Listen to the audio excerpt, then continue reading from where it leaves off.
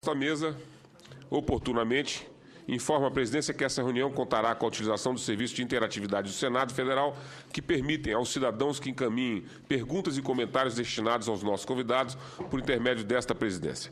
Qualquer cidadão pode acessar o portal e-Cidadania por meio do endereço www.senado.leg.br/e-cidadania.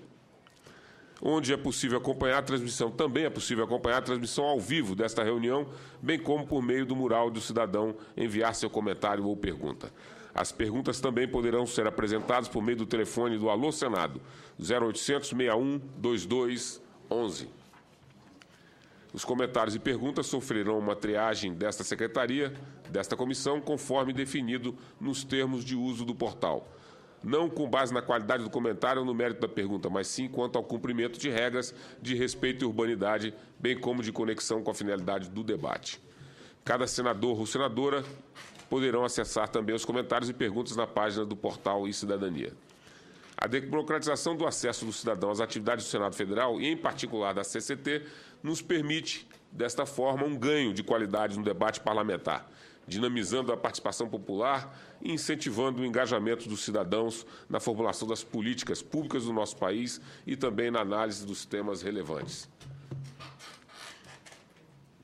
Dada a relevância deste assunto e grande quantidade de partes envolvidas, dividimos os nossos debates em duas reuniões, iniciando-se hoje e com a segunda, contando com a presença já confirmada das seguintes autoridades e entidades: senhor Maximiliano Martinhão, secretário de Telecomunicações do Ministério das Comunicações; senhor Jarbas José Valente, conselheiro da Anatel; senhor Marivaldo de Castro Pereira, secretário de Assuntos Legislativos do Ministério da Justiça; senhor Alexander Castro, diretor de regulação do Sindicato Nacional das Empresas de Telefonia, de Serviço Móvel, Celular e Pessoal; e o senhor Marcel Leonardi, diretor de Políticas Públicas do Google do Brasil. Apesar do projeto de lei sobre o Marco Civil da Internet ainda não ter chegado ao Senado Federal, torna-se oportuno anteciparmos essa discussão em face de tudo o que acontece e nada mais adequado do que a porta de entrada seja por esta comissão nesta Casa do Senado Federal. A discussão em torno de uma proposta de regulação da internet remonta a alguns anos e o Ministério da Justiça encaminhou ao Congresso Nacional a proposta que transformou no PL número 2126, relatado pelo deputado Alessandro Molon, que em breve se juntará a nós nesta mesa. Os avanços foram muitos desde a discussão promovida pelo Ministério da Justiça, assim também como as divergências que se instalaram. Em um ambiente democrático como o nosso, e em torno de uma discussão como essa, onde foram franqueadas as participações pelos mais diversos atores, é natural que alcançar o consenso não seja uma tarefa fácil. Os trabalhos conduzidos pelo deputado Alessandro Molon foram firmes e certamente permitiram que se chegasse à qualidade do texto atual. Há que se considerar, contudo, e com devido respeito à própria Câmara dos Deputados, que a demora em torno da apreciação do PL 2126 nos causa preocupação, pois nos parece que os impasses, ainda não solucionados notadamente sobre o conceito e limites da neutralidade da rede, vêm impedindo a sua apreciação pelo colegiado. Independendo de conseguirmos chegar ao cenário e modelos ideais, precisamos resolver estes impasses e urge avançarmos na tramitação do projeto, inclusive para que possa ser remetido para o Senado e que também tenha a contribuição desta Casa na sua formatação. Porém, alguns outros pontos relacionados merecem ser também analisados. Considerando o atual momento, faz-se necessário chamarmos a atenção, novamente, para a responsabilidade dos provedores, das empresas de telecomunicações e, em especial, para a proteção sobre os direitos dos usuários da internet, assim como a sua privacidade. A discussão em torno do PL 2126 traduz grande parte da preocupação que gira em torno da regulação da internet. Mas temos outras propostas que também devem ser atentamente apreciadas. O Brasil está defasado quanto à aprovação de uma legislação ampla e que atenda a diversas questões. E merece citação também o recente projeto apresentado pelo senador Antônio Carlos Valadares, que dispõe sobre a proteção, o tratamento e o uso dos dados pessoais dos usuários, que teve a relatoria avocada pelo senador Vital do Rego na CCJ. As recentes notícias sobre a atuação e a ingerência arbitrária das agências de inteligências estrangeiras, em especial as americanas, sobre o tráfico de dados na rede, nos traz imensas preocupações. E em um momento no qual boa parte da economia se voltou para a plataforma da internet, a inexistência de um marco legal para tratar direitos e deveres e também que proteja os usuários e sua privacidade resulta naturalmente em uma perda de confiança da sociedade sobre as instituições e sobre a própria rede. Vários países já avançaram sobre esses temas e mesmo que consideremos que algumas das propostas em discussão no Parlamento são importantes e de vanguarda, necessitamos de avanços e conclusões. A sociedade deixa o convite para que participe ativamente deste debate pelos canais de interatividade do Senado Federal que divulgamos no início dos trabalhos. Dadas essas breves palavras e em continuidade aos trabalhos da nossa reunião, informo que cada um dos expositores terá o prazo individual inicial de 15 minutos, sem prejuízo da necessidade de sua extensão. Ao final, passaremos a palavra ao senador Vital do Rego, autor do requerimento, e em seguida aos demais senadores na ordem de sua inscrição. Durante o curso da audiência, esta presidência também poderá fazer intervenções, apresentando comentários e questionamentos. Iniciamos as nossas exposições. Pela ordem, senhor presidente. Pela ordem, senador. O senhor me permite uma nota de rodapé à sua excelente abertura? Afirmativo, com todo prazer e honra. Você se referiu ao impasse que existe na Câmara e que impede a aprovação do projeto. Impasse é uma palavra francesa que significa beco sem saída. Não há beco sem saída no processo legislativo. A saída é a votação, sim ou não. Não há outra. A saída é essa. Aí sai da Câmara e vem para cá, porque realmente a demora é inimiga da perfeição, no caso. Sempre muito atento, o senador Luiz Nunes, nosso mestre aqui, tem razão. Nós podemos fazer a nossa contribuição para diminuir pelo menos as partes controversas dentro da Câmara para que a gente possa chegar a um consenso e podermos votar em paz. Isso que é esse marco que é tão importante para a sociedade brasileira. Com a palavra do senador Vital do Rego. Eu queria fazer coro, desejar um bom dia a todos os convidados presentes e, na condição de autor desta sessão, me resguardo ao direito de falar ao final, se preciso for, até porque espero ouvir dos convidados as suas exposições, mas dizer que a explanação inicial de Vossa Excelência, ela foi absolutamente completa, em todos os sentidos. A minha fala, senador Aloysio, senadora Ângela, senador Cristóvão, ela se tornaria, despiciando nesse momento, desnecessária ante a completa exposição que Vossa Excelência fez na condição de presidente desta sessão, sobre a necessidade de avançarmos na discussão dessa matéria e anunciarmos ao Brasil a posição do Senado, que este impasse que bem qualificou linguisticamente o senador Aloysio Nunes Ferreira, ele não pode e não deve continuar a despeito da necessidade da sociedade brasileira ter uma definição do seu Congresso Nacional, a Casa das Leis, a respeito de um marco regulatório tão tardiamente postergado na nossa casa. Então, o que nós queremos nesse momento é anunciar ao país que o Senado não está leniente com o que está acontecendo na Câmara dos Deputados. E por isso que eu espero que possamos, a partir de hoje, dar esse farol ao país de que nós estamos comprometidos com essa matéria.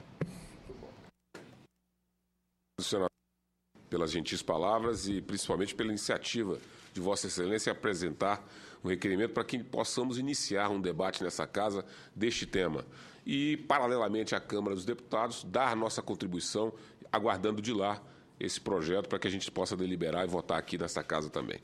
Dessa forma, passo a palavra ao professor Demi Getcheco, diretor-presidente do Núcleo de Informação e Coordenação do Ponto BR.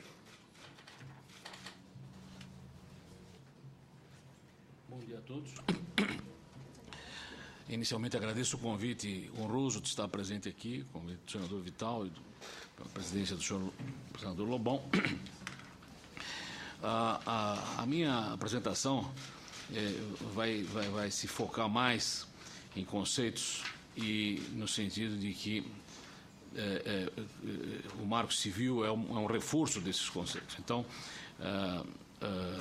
a conclusão disso seria tentar mostrar como ele interage com os demais níveis da internet e como é que ele se torna realmente vital para que a internet preserve o que ela tem de bom atualmente.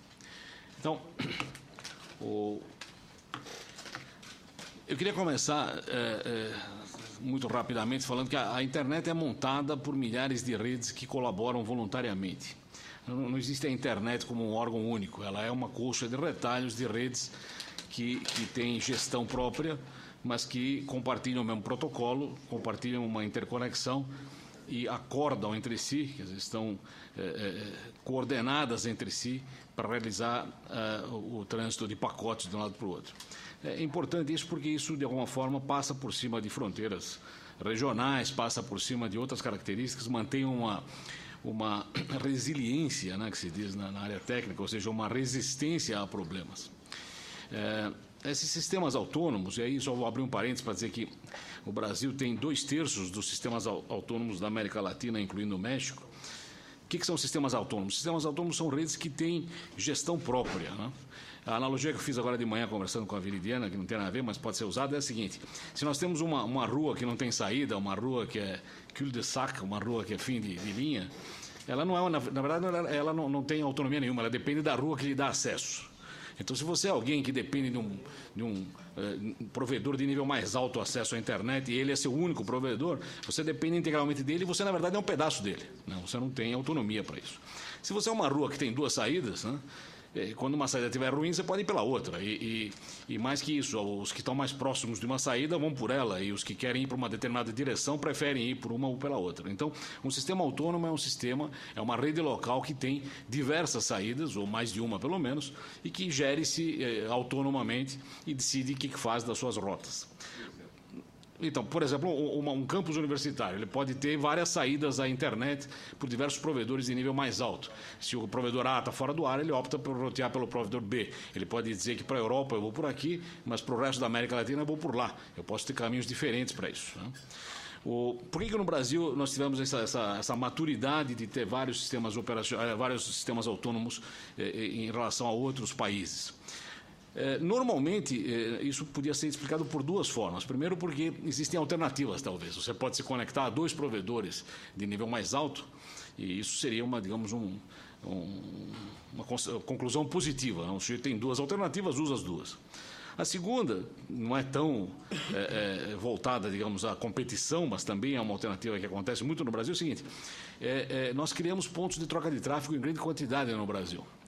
Então, se você tem uma conexão para a internet pelo seu provedor, você também abre uma segunda para um ponto de troca de tráfego, onde você troca com seus colegas de região.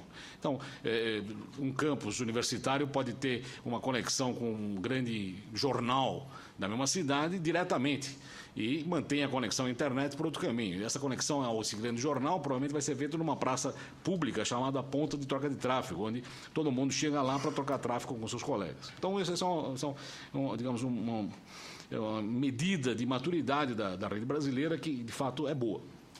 Uma outra característica importante da internet é que ela é uma ruptura em relação aos padrões tradicionais de telecom, até na forma de gerar os padrões, né? Os padrões de telecom são gerados na União Internacional de Telecomunicações, que é um organismo multilateral, governos representados, e as grandes teles. Os padrões da internet são decididos ou discutidos longamente em reuniões do Internet Engineering Task Force, que é um grupo de voluntários que se reúne 3 vezes ao ano, aberto, quem quiser participar, participa, e dão-se palpites, os palpites bons prevalecem, os palpites ruins são soterrados depois de um tempo, e o consenso gera os padrões da internet. Por sorte, temos até alguns brasileiros que sistematicamente têm participado e têm gerado até propostas que viraram, não padrões estándar, mas boas normas e recomendações. Aqui tem um texto antigo do Barlow, que eu coloquei aqui só para mostrar qual era, digamos, o espírito original e romântico da internet. Então, o que falava Barlow na Declaração da Independência do Cyberespaço? O John Perry Barlow é cheio da Electronic Frontier Foundation, nos Estados Unidos atualmente, mas ele tem uma carreira bem interessante. Ele foi letrista do Grateful Dead e tem pós-graduação em Sociologia, é um sujeito bastante estranho. Então ele diz que na internet nós estamos criando um mundo onde não há privilégios e nem preconceitos de raça, nem de poder econômico, nem de força militar ou de lugar de nascimento, onde todos podem falar o que quiserem, não levando em conta o quão estranho pode ser o que eles estão falando. E aí fala mais algumas coisas que tem a ver com esse mundo virtual. Então, eu estou colocando isso aqui só para mostrar qual era o espírito que presidia a atuação na internet em 96. No Brasil, nós tivemos também uma coisa muito boa, na minha interpretação, evidentemente, que em 95, antes ainda da criação da Anatel, né, o governo brasileiro enxergou a internet como algo novo e separado das telecomunicações e, portanto, criou aí uma separação em norma e depois na LGT. Essa separação define o que é um serviço de valor adicionado, define o que é um serviço de conexão à internet, e ele diz que essas coisas são separadas do sistema de telecomunicações. Isso é importante porque, em geral, quando começa a discutir neutralidade, a discussão sempre acaba na região das teles, né? E neutralidade nas teles, teoricamente, tem alguém que cuida. A Anatel deve cuidar da neutralidade em telecomunicações, mas a internet é muito mais do que telecomunicações. Neutralidade, quando se fala, é um corte transversal em camadas as mais variadas. Telecomunicações é uma delas, mas temos N camadas aí que precisam ser tratadas igualmente. Aqui é o detalhe só da mesma coisa que eu já escrevi, não precisa entrar em detalhes. Serviço de valor adicionado, serviço de conexão à internet, o que é coordenador à internet.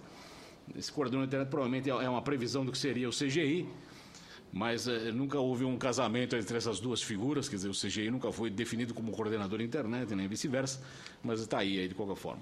E aqui a LGT, que é de 97, ele define o que é serviço de telecomunicações e o que é serviço de valor adicionado. É uma atividade que se acrescenta ao serviço de telecomunicações, etc. Com o qual não se confunde. O grifo é meu aí, o negrito aí. Bom, em suma. E aí, de novo, esse pedaço aí ressaltado, já falamos aí, não constitui serviço de telecomunicações. Muito bem. Então, rapidamente, na internet se começou com aquela ideia romântica que eu mostrei do John Perry Barlow. Depois, evidentemente, a internet virou uma rede de serviços, correio foi substituído pelo correio eletrônico, o telefone foi substituído por VoIP, há uma substituição de serviços e, finalmente, depois, a transformação na sociedade é bastante mais profunda. A internet muda formas de pensar, formas de agir, formas de se organizar, formas de socializar-se e tudo mais. Então, isso é o que acontece nesse momento em que estamos vivendo aí. Só para levar um pouco mais para frente, além dos computadores conectados, com a disseminação da nova versão do protocolo, que é o IPv6, todos os equipamentos estarão conectados à rede, então cada um de nós terá uma enxurrada de endereços para poder usar. Nós poderíamos usar endereços para todos os equipamentos de casa, para todas as coisas que quisermos imaginar. Cada usuário terá mais endereços pessoais do que a internet inteira tem hoje. E com isso tudo estará ligado para o bem ou para o mal, né? O que eu quero dizer com isso é que isso parece muito bom, porque facilita a vida das pessoas, porém, por outro lado, pode comprometer a sua privacidade. Quer dizer, certamente, a sua geladeira estando na rede, alguém pode descobrir o que você guarda na geladeira e descobrir que você gosta ou não de cerveja e tentar fazer propaganda a respeito.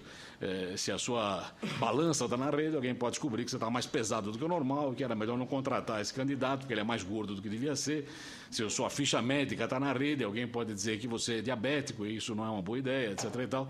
Em suma, a privacidade fica tudo que pode ser feito acaba sendo feito. Então, se alguma coisa é viável de ser feita, por mais que a gente a proteja e tente evitar que ela seja feita, se houver um caminho para aquilo funcionar, alguém vai descobrir o caminho e vai quebrar aquilo lá, porque o elo mais fraco é sempre o ser humano na cadeia. Então, ainda nessa história, que tem uma charge que ficou famosa em 93, né? Em 93 tinha esse desenho aí. Eu não me lembro qual foi a revista americana. Acho que foi o New Yorker que fez isso. Em suma, nessa charge um cachorro dizia para o outro: olha, a internet é legal porque ninguém sabe que você é um cachorro. Então você fica, né, participando da rede e ninguém imagina que você é um cachorro. E, na verdade, hoje todo mundo sabe que você é um cachorro. Quer dizer, hoje não só sabe que você é um cachorro, como sabe qual é a raça, que ração você come, quando você pesa, se você vai ou não no veterinário. Então, a privacidade, de fato, mudou drasticamente, né? Bom, e por que nós estamos dizendo isso? Porque essas coisas têm que ser protegidas, né? E eu sempre alerto que privacidade não é o outro lado da segurança ou do controle. Né? Se você abre mão da privacidade, dizendo, não, eu abro mão dos meus dados para que eu possa ter segurança, né? Isso você acaba provavelmente sem privacidade e sem segurança. Né? Uma outra coisa importante é que, em geral, não temos novos crimes na rede, mas a rede permite investigação e permite, digamos, devassa de dados que não seria possível sem ela. A internet, ao contrário daquele cachorro que dizia que ninguém sabe que é um cachorro, a internet é uma rede de controle. Tudo que você faz na internet pode ser anotado, devidamente acompanhado e acumulado para formar um perfil seu, como nunca houve até hoje. Então, é importante termos em mente que isso tem que ser, de alguma forma, pensado. Só para dizer que existem fóruns internacionais anuais de governança na internet, tivemos um no Rio, foi o segundo em 2007, vamos ter um esse ano em Bali, na Indonésia. Essas coisas são discutidas em grupos chamados multissetoriais, todo mundo participa, terceiro setor, a comunidade científica, governos, etc. E tal. E aí eu falo duas coisas que são referentes a dois dos pioneiros reais da rede, dizendo que, primeira coisa, que a internet é um espelho da sociedade e evidentemente, as coisas boas e ruins são refletidas e amplificadas pela internet. Agora, se você olha para esse espelho e não gosta do que vê, não adianta quebrar o espelho. Você teria que consertar o original que o espelho está refletindo e não atuar sobre o espelho em si. E a outra do Tim Berners-Lee, que é o cara que criou a web. Né? A web é uma aplicação sobre a internet, que começou a ficar popular a partir de 93. E o Tim Berners-Lee diz que nós temos que proteger a internet, a web, né? Da mesma forma que nós protegemos a democracia. Então, é importante que a rede seja defendida para que ela não perca suas características originais. A última parte aí desse negócio de citações, de novo, John Perry Barlow, que escreveu aquela história da Declaração da Independência. Precisamos sempre ter em mente que não há nada que funcione na internet que não seja global. As coisas que funcionam são globais, as coisas locais não darão certo. Né? Então, e aí eu comento mais para frente que por isso que temos que cuidar da internet no Brasil e não da internet do Brasil. Não há internet do Brasil. Então, o que é importante termos em mente e está claramente expresso no Marco Civil. Temos que cuidar de coisas como neutralidade, como privacidade do usuário e responsabilização real na rede. Responsabilização real significa o seguinte, que os reais atores responsáveis pelos atos é que devem ser responsabilizados e não a cadeia em si. Isso veio do decálogo do CG, eu tenho mais embaixo, depois fica aí guardado aí, porque nos anos 2009, por aí, decisões judiciais muitas vezes afetavam o conjunto, em vez de pegar o caso específico. Eu me lembro uma vez, houve um caso aí acho que uma atriz importante que estava na praia fazendo alguma coisa, e houve uma decisão de tirar do ar um sítio de vídeos, que tinha um buzilhão de vídeos, inclusive vários vídeos estavam sendo usados na época no combate da campanha do dengue, em vários governos. Quer dizer, ao tirar do ar um sítio que tem um mar de vídeos bons e ruins misturados, não vem ao caso, porque um vídeo específico viola, você não está acertando o real ator que cometeu o eventual ou não delito, e sim penalizando no geral. Então, esse é o corte só para mostrar que quando a gente fala em qualquer coisa na internet, a gente fala em vários níveis. Nível lógico, nível físico, econômico, social, político, individual. Não existe só telecomunicações, que é o lado físico, mas nomes e números, roteamento, modelos de negócio, nível social, político, individual, etc. Não vou perder tempo, eu vou me fechar nisso aqui, então. Então, o que é o Marco Civil e por que ele é muito útil, na minha opinião? O Marco Civil é uma declaração de princípios. Essa declaração de princípios diz, por exemplo, o que acabei de dizer, se alguém comete um ilícito na rede, ele é o responsável por isso. Né? Se alguém conta uma mentira no telefone, não é a companhia telefônica que é responsável por isso. Certamente é o sujeito que falou a mentira que é responsável por isso. Isso não é defesa de impunidade de provedor ou de provedor de conteúdo, nada disso. É simplesmente uma garantia de estabilidade jurídica, porque se eu criar um blog, por exemplo, e for um blog de sucesso, e de repente eu sei que se alguém escrever uma besteira lá, genericamente, antes que eu consiga detectar isso, eu sou corresponsável por aquilo, eu não vou criar esse blog.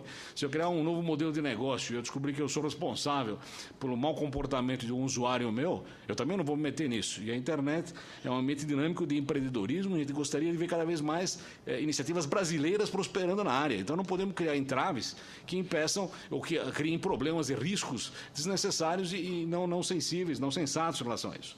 Então, o Marco Civil é uma declaração de princípios, é um corte transversal em toda a estrutura da rede, desde aplicações até telecomunicações, no que tange a neutralidade. Então, a neutralidade não é uma discussão do que acontece em telecomunicações, é tudo isso. É uma contextualização de direitos. Por exemplo, o que é privacidade? Privacidade é um conceito que é contextual, né? A minha privacidade aqui é uma, a minha privacidade com o meu médico é outra, com o meu banco é outra, com o meu provedor de acesso é outra. Cada um tem, digamos, direito a saber alguma coisa de mim dentro do contexto dele. Então, só para exemplificar, o que o Marco Civil diz em relação a isso? Se você é o provedor de conexão, se você é o cara que leva o usuário à rede, você tem que executar esse serviço. Você não tem que monitorar o que ele faz na rede. Se você é o taxista que leva o frequentador ao restaurante, esse é seu serviço. O que ele vai comer lá, se é feijoada ou não, se ele vai tomar caipirinha ou não, se ele conhece o maître, se ele lava a mão antes de comer ou não é um assunto que interessa ao motorista que está levando ele até lá. Então, o contexto de... Agora, certamente interessa ao motorista qual é o caminho, se ele vai pagar ou não. É outro contexto. Como tudo pode ser explorado para você fazer algum tipo de receita, esse contexto acaba ficando um pouco fluido e devíamos evitar que isso acontecesse. A gente gostaria que o Marco Civil existisse porque a legislação ficaria um pouco mais consistente em relação a isso. Então, ele podia ser um orientador para a futura legislação. E, finalmente, ele preservaria as características originais da rede. O que o marco não é, né? O marco não é nada que vai impedir ilícitos na rede. Isso, da mesma forma que uma lei contra roubo não impede os roubos. Quer dizer, ele pode desestimulá-los e tudo mais, mas ele qualifica, ele diz isto é um roubo, né? Quer dizer, você sabe que o motorista de táxi querer saber se você lava a mão antes de ir ao banheiro ou não, isso é uma invasão da sua privacidade. É isso que é importante. O Marco Civil não trata de modelo de negócio. Então, a discussão pode ser a internet do Brasil é cara ou barata, se o provimento de acesso é gratuito ou oneroso. Não são assuntos do Marco Civil, esses não são assuntos de princípios. Então, a gente gostaria de expurgar essa discussão do tipo, mas você vai impedir que modelos criativos ou não criativos. A gente quer que as coisas sejam neutras, né? Modelos de negócio não dizem respeito aos princípios da internet. Outra coisa, se discute, não, vamos manter dados brasileiros aqui ou dados brasileiros ali. Esse é um tema técnico, de novo, que foge a princípios da internet. A internet não pode ser tratada como sendo algo do Brasil. O que significa dados brasileiros aqui? Se eu participo de uma discussão na Bélgica sobre um assunto, eu e 3 belgas e 2 franceses, a minha parte vai ficar no Brasil de que forma? Quer dizer, o que significa esse negócio? Não, na minha opinião, isso não faz sentido técnico. E tudo que não faz sentido técnico ou que está ligado ao tecnicismo exagerado, não deve contar do Marco Civil, visto que fica rapidamente obsoleto. O Marco Civil não sobrepõe aos diversos órgãos, apenas reconhece a sua complementaridade, e eu termino com essa frase aqui: ele não deve tratar da internet do Brasil, mas sim da internet no Brasil. A melhor maneira de produzir o futuro é inventá-lo. Obrigado.